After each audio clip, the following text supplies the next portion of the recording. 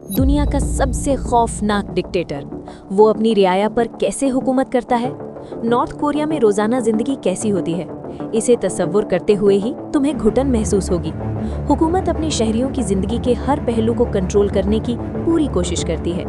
कौन कहाँ रहेगा, कौन क्या करेगा, वो क्या पढ़ेगा, सब कुछ हुकूमत तय करती है। तुम्हारे कपड़े, तुम्हारी हेयर स्टाइल, जो मूवीज तुम देखते हो, हुकूमत तुम्हें हर चीज बताती है। तुम्हारे फोन का ऑपरेटिंग सिस्टम किसी भी रैंडम वक्त स्क्रीनशॉट ले लेता है और वो स्क्रीनशॉट सीधा हुकूमत को भेज दिया जाता है ताकि उन्हें पता हो कि तुम अपने फोन पर क्या देख रहे हो। अगर कोई शख्स जुर्म करे तो उसके पोते तक को सजा दी जा सकती है। इसे कहते हैं गिल्ट बाय एसोसिएशन का कानून। यहाँ तक कि एक घर के लोग भी एक दूसरे पर भरोसा नहीं करते। वो अपने भाई बहनों, वालिदैन या बच्चों से भी डर के बगैर बात नहीं कर सकते। लेकिन इस सब के बावजूद पिछले कुछ सालों में किम जोंग उन की पकड़ धीरे धीरे कमजोर होती जा रही है। एक खामोश इनकलाब जन्म ले रहा है जिसकी क़यादत नॉर्थ कोरियन खवातीन कर रही हैं। हेलो दोस्तों, 1981 में एक हामिल औरत को नॉर्थ कोरिया के सियासी जेल कैंप नंबर 14 में कैद कर दिया गया था। उस औरत ने जेल के अंदर ही एक बच्चे को जन्म दिया। उसने उस बच्चे का नाम शिन डोंग ह्योक रखा और ये लड़का अपनी पूरी जिंदगी जेल में ही बड़ा हुआ। असल बात यह है कि नॉर्थ कोरियन हुकूमत गिल्ट बाय एसोसिएशन के कॉन्सेप्ट पर यकीन रखती है। अगर कोई शख्स सियासी जुर्म करे तो उसकी पूरी फैमिली को जेल भेज दिया जाता है। एक शख्स के जुर्म की सजा 3 नस्लों को भुगतनी पड़ती है, यानी अगर दादा जुर्म करे तो पोता भी जेल जाएगा। इसीलिए शिन डोंग ह्योक जेल में ही बड़ा हुआ, क्योंकि हुकूमत के नज़दीक उसका खून नापाक हो चुका था। उसने अपना बचपन इंतहाई खौफनाक हालात में जेल के अंदर गुजारा। उसे खाने के लिए सिर्फ थोड़ी सी मक्की की पतली सी दलिया मिलती थी। जिंदा रहने के लिए उसे घास और चूहे तक खाने पड़ते थे। इस प्रिजन कैंप में तकरीबन 20,000 कैदियों को रखा गया था और कैंप के रूल्स बहुत सीधे लेकिन खौफनाक थे। अगर तुम भागने की कोशिश करो तो तुम्हें फौरन गोली मार दी जाती। अगर तुम किसी को भागने की प्लानिंग करते हुए सुन लो और रिपोर्ट न करो तो तुम्हें भी मौत की सजा दी जाती। एक दिन जब शिन डोंग ह्योक सिर्फ 13 साल का था, उसने अपनी माँ और भाई को जेल से भागने का प्लान बनाते हुए सुना। वो ज्यादा कुछ समझ नहीं सका। वो भूखा था और मासूम भी, इसलिए वो सीधा गार्ड्स के पास गया, उम्मीद में कि शायद उसे कुछ एक्स्ट्रा खाना मिल जाए। 7 महीने बाद सब कैदियों को ग्राउंड में जमा किया गया और शिन डोंग ह्योक को सबके सामने खड़ा कर दिया गया। फिर उसकी आंखों के सामने उसकी माँ को फांसी दे दी गई और उसके भाई को गोली मारकर कत्ल कर दिया गया। शिन डोंग ह्योक को मजबूरन ये सब देखना पड़ा। इसके बाद 6 महीने तक उस पर बेरहमी से तशद्दुद किया गया।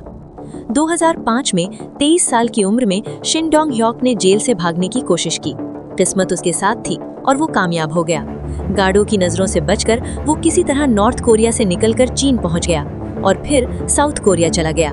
और इसी तरह दुनिया को उसकी कहानी का पता चला। बाद में शिन एक ह्यूमन राइट्स एक्टिविस्ट बन गया।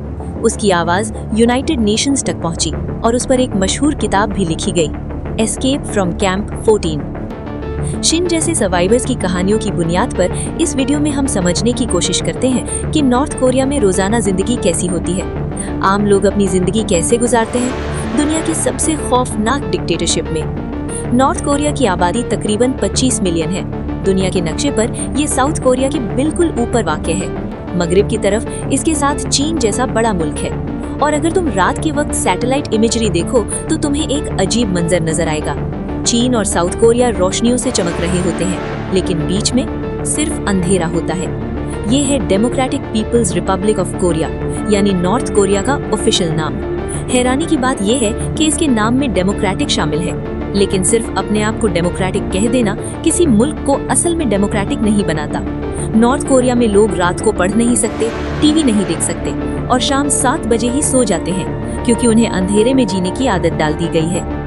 1995 में नॉर्थ कोरिया में मेढकों की तादाद धीरे धीरे कम होने लगी। बाद में लोगों को एहसास हुआ कि वहाँ के लोग इतने भूखे थे कि उन्होंने मेढक शिकार करना शुरू कर दिए थे। 1995 से 1998 के दरमियान आने वाली कहत नॉर्थ कोरिया की तारीख की सबसे बड़ी इंसान साजी तबाहियों में से एक थी। इस कहत में कितने लोग भूख से मरे, ये हकीकत कभी दुनिया के सामने नहीं लाई गई, लेकिन अंदाजा है कि 5 लाख से लेकर 2 मिलियन तक लोग हलाक हो गए। लेकिन हैरत अंगेज बात यह है कि नॉर्थ कोरिया हमेशा से ऐसा नहीं था। एक वक्त था जब नॉर्थ कोरिया साउथ कोरिया से ज्यादा तरक्की याफ्ता था। 1980 में पर कैपिटा जीडीपी के हिसाब से नॉर्थ कोरिया इंडिया और चाइना दोनों से आगे था। यहाँ लोगों को फ्री हेल्थ केयर, तालीम, रहना, हीटिंग और ट्रांसपोर्ट जैसी सहूलियात मिलती थी। 1950 से 1980 के दरमियान नॉर्थ कोरिया की जीडीपी हर साल तकरीबन 4.5% के हिसाब से बढ़ रही थी। लेकिन असल मसाइल 90s में शुरू हुए, जब सोवियत यूनियन टूट गया। मॉस्को में हैमर और सिकल आखिरी मर्तबा झुका दिया गया और एक दौर का खात्मा हो गया। सोवियत यूनियन नॉर्थ कोरिया को सस्ता ऑयल और फूड प्रोवाइड करता था, लेकिन यूएसएसआर के टूटने के बाद नॉर्थ कोरिया की इकोनॉमी बुरी तरह से गिर गई। पावर स्टेशंस बंद हो गए, बिजली खत्म हो गई और लोग भूख से मरने लगे। अमेरिका ने मदद की ऑफर दी। शर्त ये थी कि नॉर्थ कोरिया अपना न्यूक्लियर प्रोग्राम बंद करे, लेकिन उन्होंने इनकार कर दिया, जिसके बाद अमेरिका और दुनिया के बाकी मुल्कों ने उन्हें तन्हा कर दिया। अगस्त 1995 में एक तबाहकुन फ्लड आया। नॉर्थ कोरिया के पास न पैसा था, न कर्जा लेने की कैपेसिटी, लेकिन इस सब के बावजूद उनमें अपनी आवाम के लिए कॉम्प्रोमाइज करने की हिम्मत भी नहीं थी। हर गुजरते साल के साथ सूरत हाल और खराब होती गई और हुकूमत का सबसे बड़ा फोकस था हकीकत को छुपाना। उनका दारुल हुकूमत है प्योंगयांग। यहाँ एक परफेक्ट सोशलिस्ट मॉडल दिखाने के लिए तमाम बेघर और भूखे लोगों को शहर से हटा दिया गया। हुकूमती अफराद को तमाम सहूलियात दी गई, लेकिन शहर के बाहर हालात इंतहाई खौफनाक थे। देहाती इलाकों में लोग भूख से मर रहे थे। अपनी किताब the great north Korean famine में एंड्रू नास्टियोस लिखते हैं कि नॉर्थ कोरियन फैमिलीज अपने बुजुर्ग रिश्तेदारों को भूख से मरने देते थे ताकि वो खुद जिंदा रह सके, ताकि घर के जवान अफराद को खाना मिल सके और वो जिंदा रह सके। बहुत से दादा दादी ने खुद भूख से मरना कबूल किया, सिर्फ इसलिए कि उनके बच्चे जिंदा रह सके। ये सब इसलिए हो रहा था क्योंकि नॉर्थ कोरिया एक सख्त कंट्रोल वाली डिक्टेटरशिप है, एक टोटलिटेरियन निज़ाम। जब वर्ल्ड वॉर 2 में अमेरिका, ब्रिटेन और सोवियत यूनियन ने जापान और जर्मनी को हरा दिया तो कोरिया पर जापान का कब्जा खत्म हो गया। इसके बाद अमेरिका और सोवियत यूनियन ने कोरिया को 2 हिस्सों में तकसीम कर दिया। नॉर्थ कोरिया सोवियत यूनियन के असर में चला गया और साउथ कोरिया अमेरिका के। बिल्कुल इसी तरह जर्मनी के साथ भी हुआ। हिटलर की हार के बाद जर्मनी को भी 2 हिस्सों में बांट दिया गया, ईस्ट जर्मनी सोवियत यूनियन के असर में और वेस्ट जर्मनी अमेरिका के। और इसी तरह नॉर्थ कोरिया ने सोवियत यूनियन के असर में आकर उसी आइडियोलॉजी को अपना लिया। यूं नॉर्थ कोरिया एक कम्युनिस्ट स्टेट बन गया और जापान के खिलाफ गोरिल्ला जंग लड़ने वाला लीडर किम इल सुंग मुल्क का पहला सुप्रीम लीडर बन गया। तब से लेकर आज तक ये एक ही खानदान इस मुल्क पर हुकूमत कर रहा है। आज किम जोंग उन का पोता किम जोंग उन इस मुल्क का सुप्रीम लीडर और डिक्टेटर है। लेकिन इस मुल्क को सिर्फ कम्युनिस्ट डिक्टेटरशिप कहना गलत होगा, क्योंकि ये असल में एक फैमिली लेड डिक्टेटरशिप है। इस मुल्क की हुकूमत जो भी करती है वो सिर्फ और सिर्फ किम फैमिली की हुकूमत को बरकरार रखने के लिए होता है। हुकूमत लोगों की जिंदगी के हर पहलू को कंट्रोल करती है। कौन कहाँ रहेगा, क्या काम करेगा, कहाँ पढ़ेगा, हर चीज हुकूमत डिसाइड करती है। सिर्फ इतना ही नहीं, लोग टीवी पर क्या देखते हैं, इंटरनेट पर क्या एक्सेस कर सकते हैं, कहाँ सफर कर सकते हैं, उनकी हेयर स्टाइल क्या होगी, हर एक चीज हुकूमत के कंट्रोल में है। स्कूल से ही कंट्रोल का सिलसिला शुरू हो जाता है। वहाँ स्कूल एजुकेशन फ्री है और हाई स्कूल तक जाना लाजमी है। जो स्कूल नहीं जाता उसे सजा दी जाती है। लेकिन असल मसला ये है कि स्कूल में असल तालीम होती ही नहीं। टीचर सिर्फ उन बच्चों पर तवज्जो देते हैं जिनके वालिदैन उन्हें रिश्वत देते हैं। इसीलिए जिनके पास पैसा होता है वो अपने बच्चों के लिए प्राइवेट ट्यूटर घर पर रख लेते हैं। प्योंगयांग में रहना खुद एक प्रिविलेज समझा जाता है और अपने बच्चों को वहाँ के एलीट इंस्टीट्यूशंस में पढ़ाना इससे भी बड़ा प्रिविलेज है। नॉर्थ कोरिया के स्कूल्स की वीडियोस बहुत कम मिलती हैं। जो वीडियोस दुनिया को दिखाई जाती हैं वो सिर्फ वही होती हैं जो हुकूमत दिखाना चाहती है, यानी elite of the elite schools. School के बाद स्टूडेंट्स की फैमिली बैकग्राउंड और रिश्वत उन्हें कॉलेज में एडमिशन दिलवाती है। कॉलेज के बाद मर्दों के लिए मिलिट्री सर्विस लाजमी होती है जो 10 साल तक चल सकती है। सियासी निज़ाम की बात करें तो ये डिक्टेटरशिप होने के बावजूद हर 5 साल बाद पार्लियामेंट्री इलेक्शंस होते हैं। लेकिन असल सच ये है कि हर सीट पर सिर्फ रूलिंग पार्टी का ही कैंडिडेट खड़ा होता है और अगर कोई इसके खिलाफ वोट करे तो उसे गद्दार समझा जाता है। अगर तुमने ऐसा किया तो सीक्रेट पुलिस सीधा तुम्हारे घर पहुंच जाती है और तुम्हें पागल करार दे दिया जाता है। ये सीक्रेट पुलिस क्या है, इस पे हम वीडियो में आगे बात करेंगे। इसीलिए नॉर्थ कोरिया में वोटिंग परसेंटेज 99.9% से भी ज्यादा होता है। नॉर्थ कोरिया में तकरीबन हर शख्स वोट करता है हुकूमत वोटिंग को एक अनऑफिशियल सेंसस के तौर पर यूज करती है ताकि लोगों पर अपनी पकड़ मजबूत रखी जा सके। यहाँ हुकूमत ये भी डिसाइड करती है कि लोग कैसे कपड़े पहनेंगे, उनकी हेयर स्टाइल क्या होगी। उनके पास अप्रूव्ड हेयर स्टाइल्स की एक लिस्ट होती है। फिलहाल मर्दों के लिए सिर्फ 15 हेयर स्टाइल्स और खवातीन के लिए भी सिर्फ 15 हेयर स्टाइल्स अप्रूव्ड हैं। अगर तुम नॉर्थ कोरिया में हेयर कट करवाना चाहो तो तुम्हें इन्हीं 15 स्टाइल्स में से कोई एक चूज करना होगा। एक अजीब बात यह है कि डिक्टेटर किम जोंग उन का हेयर स्टाइल इस लिस्ट में शामिल नहीं है, क्योंकि किसी और को ये हेयर स्टाइल रखने की इजाजत ही नहीं। यहाँ तक कि कोई भी शख्स उसकी जैसी ऐनक यानी ग्लासेस भी नहीं पहन सकता। इस मुल्क में लोग अपने बाल कलर भी नहीं कर सकते, क्योंकि हेयर डाई पर भी पाबंदी है। कपड़ों की बात करें तो ब्लू जीन्स, रिप्ड जीन्स और स्किनी जीन्स भी बैंड है। ब्रांडेड कपड़े भी मना है, क्योंकि उन्हें वेस्टर्न कल्चर का असर समझा जाता है। लड़कियों के लिए टाइट ड्रेसेस, शॉर्ट स्कर्ट्स और सन हैट्स भी अलाउड नहीं है। और सबसे बड़ी बात, तुम्हारे कपड़ों पर किसी भी तरह का वेस्टर्न कल्चर का असर नहीं होना चाहिए। खवातीन रेड लिपस्टिक नहीं लगा सकती। मेकअप को भी वेस्टर्न इन्फ्लुएंस समझा जाता है, इसीलिए सिर्फ बहुत मिनिमल मेकअप की इजाजत है। इतने सारे रूल्स सुनकर शायद तुम सोच रहे हो कि इन रूल्स को इम्प्लीमेंट कौन करता है। तो दोस्तों, नॉर्थ कोरिया में एक फैशन पुलिस भी होती है। जी हाँ, ये कोई मजाक नहीं है। अगर कोई इन रूल्स को तोड़ने की कोशिश करे तो उसे फैशन पुलिस का सामना करना पड़ता है। ये पुलिस चुपकर लोगों पर नजर रखती है। जो भी रूल्स के खिलाफ कपड़े पहनता है, उनके कपड़े फौरन काट दिए जाते हैं। कुछ लोगों को जुर्माना भरना पड़ता है और कुछ को जेल तक भेज दिया जाता है। लेकिन सवाल यह है, हुकूमत किसी के ड्रेसिंग स्टाइल को इतना कंट्रोल क्यों करती है? इसका जवाब है, उनके नजदीक फैशन एक कल्चरल इन्वेजन है। वो समझते हैं कि अगर वेस्टर्न कैपिटलिस्ट लाइफस्टाइल उनके मुल्क में घुस गया तो ये उनके लिए खतरा बन जाएगा। उन्हें डर है कि अगर लोग बाहर की चीजों को पसंद करने लग गए तो वो अपने मुल्क से मोहब्बत करना छोड़ देंगे। ये मामला इतना सीरियस है कि 2005 में उन्होंने हेयर स्टाइल्स पर एक प्रोपेगेंडा सीरीज भी बनाई। अपने बालों को सोशलिस्ट लाइफस्टाइल के मुताबिक ट्रिम करो। इस प्रोपेगेंडा में ये दावा किया गया कि लंबे बाल सेहत के लिए खराब हैं और ये इंसान की इंटेलिजेंस को कम कर देते हैं। नॉर्थ कोरिया में आम लोगों के लिए नए प्रोडक्ट्स और सर्विसेज का होना ना के बराबर है। इस टोटलिटेरियन निजाम का अगला पहलू है लोगों की मूवमेंट को कंट्रोल करना। यहाँ लोग अपने मुल्क के एक हिस्से से दूसरे हिस्से में आज़ादी से नहीं जा सकते। इसके लिए उन्हें हुकूमत से इजाज़त लेनी पड़ती है और सफ़र का रीज़न भी बताना पड़ता है। ये तो सिर्फ मुल्क के अंदर का सफ़र है, लेकिन अगर कोई बाहर किसी दूसरे मुल्क जाना चाहे तो उस पर और भी सख्त पाबंदी है। बिना हुकूमत की इजाज़त के कोई भी मुल्क से बाहर नहीं जा सकता, और अगर कोई ऐसा करे तो उसे गद्दारी समझा जाता है। ऐसी सूरत में सिर्फ उस शख्स को नहीं बल्कि उसकी पूरी फैमिली को सजा दी जा सकती है। जबरदस्ती मजदूरी, तशद्दुद, उम्र कैद या फिर मौत तक। शिन डोंग ह्यू की कहानी याद है? उसकी पूरी फैमिली जेल में क्यों थी?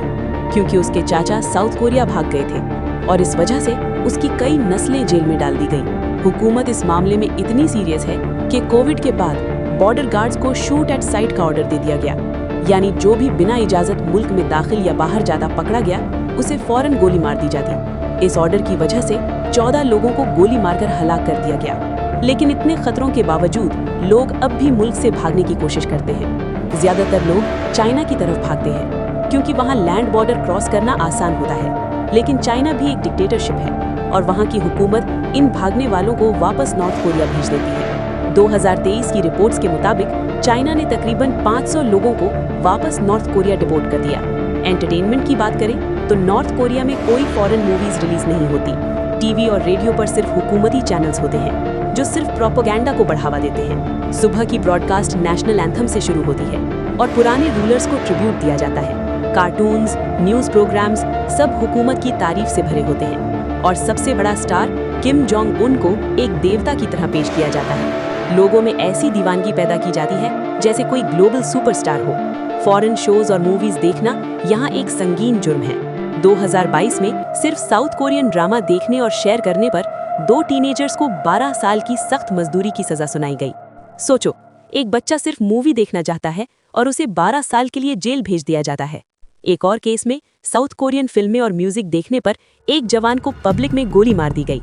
लेकिन फिर भी लोग चुपकर साउथ कोरियन ड्रामा स्मगल करते हैं। लोकल ब्लैक मार्केट में ये मूवीज आसानी से मिल जाती हैं। पहले डीवीडीज का जमाना था। लोग पुराने चाइनीज डीवीडी प्लेयर्स खरीदकर घर में चुपकर ये शोज देखते थे। हुकूमत उन्हें पकड़ने के लिए अचानक बिजली बंद कर देती थी।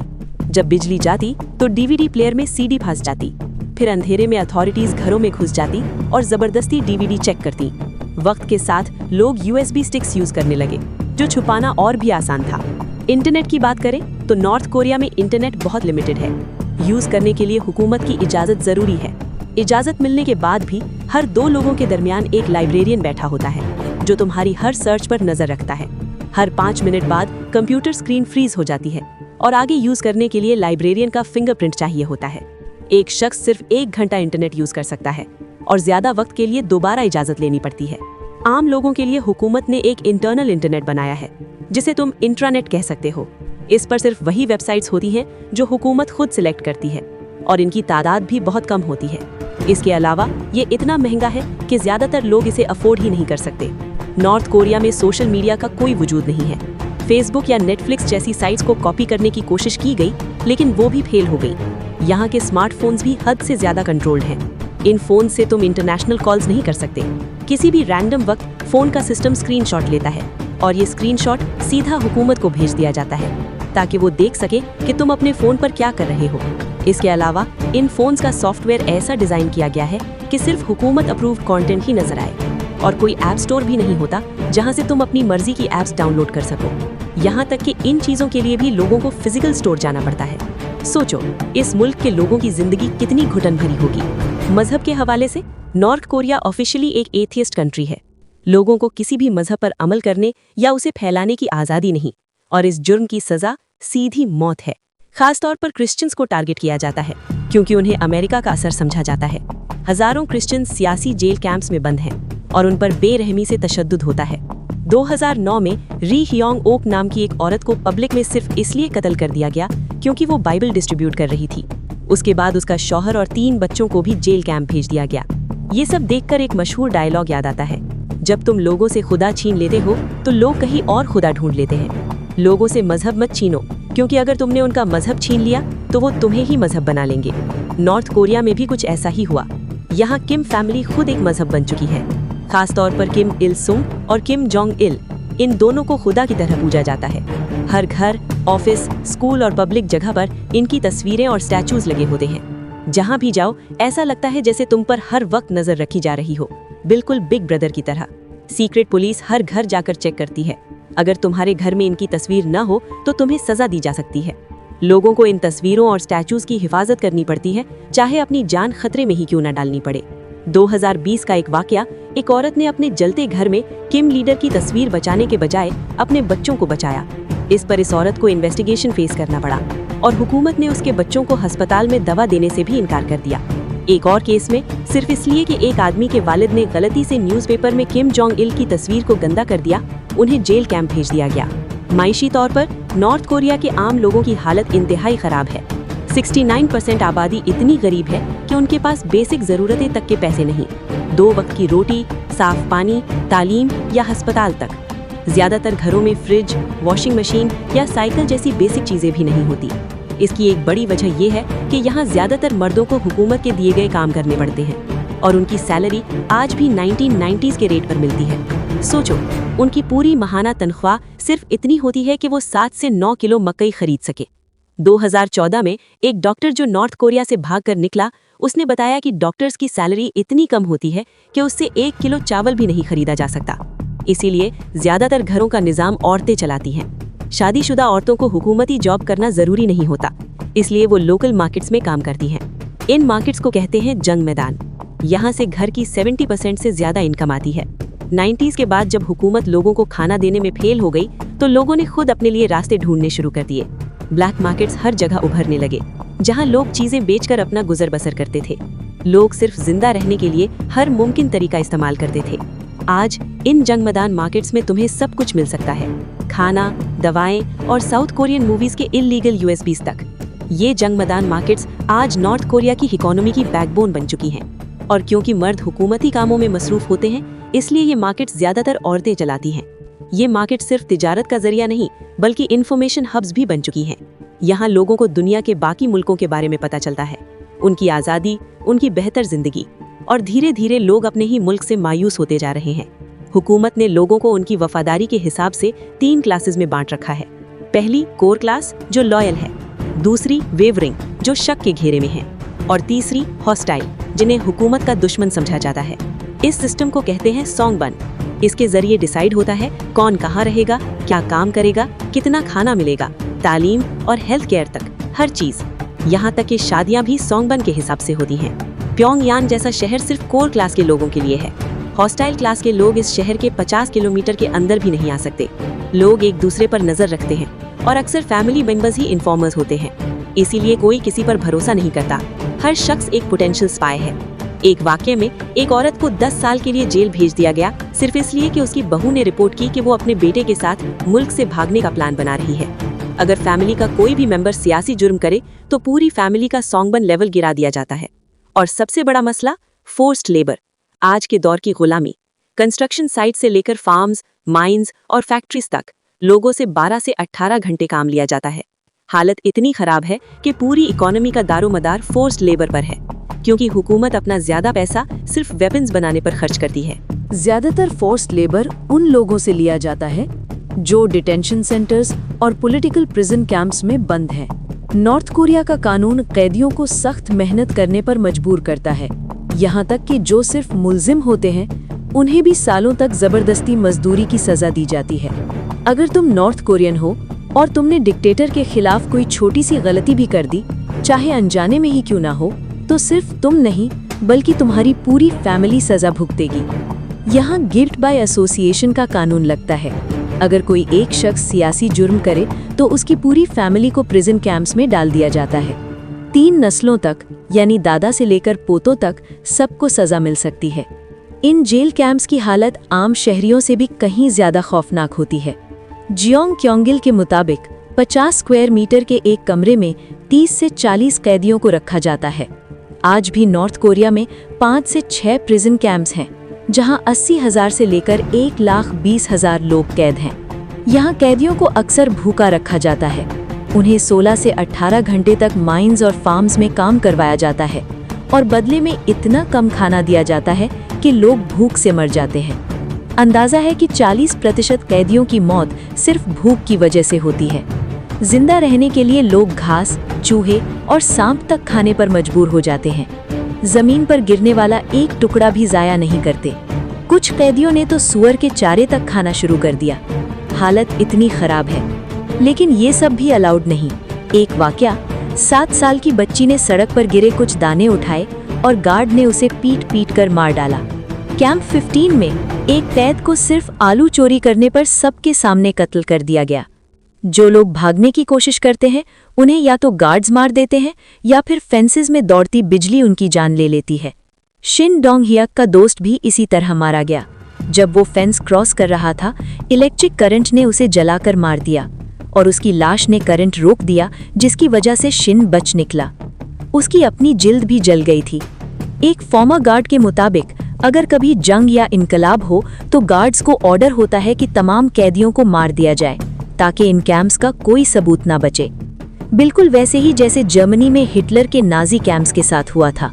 यूनाइटेड नेशंस के मुताबिक नॉर्थ कोरिया की लीडरशिप अपने ही शहरियों के ह्यूमन राइट्स को इस हद तक तोड़ रही है जो मॉडर्न दुनिया में बेमिसाल है, और ये क्राइम्स नाजीज के जुर्म से मिलते जुलते हैं। नॉर्थ कोरिया अपने लोगों को Russia, China, gulf countries, Poland और अफ्रीका तक भेजता है, जहां उनसे गुलामों की तरह काम लिया जाता है। तकरीबन 1 लाख लोग फोर्स्ड लेबर के लिए बाहर भेजे जाते हैं। कुछ रिपोर्ट्स के मुताबिक रशिया यूक्रेन वॉर में भी नॉर्थ कोरियन सोल्जर्स को भेजा गया। इस मुल्क का सबसे बड़ा दुश्मन सीक्रेट पुलिस है। ये वो सिस्टम है जो लोगों को गायब करता है, उन्हें टॉर्चर करता है और पूरे निज़ाम को कंट्रोल करता है।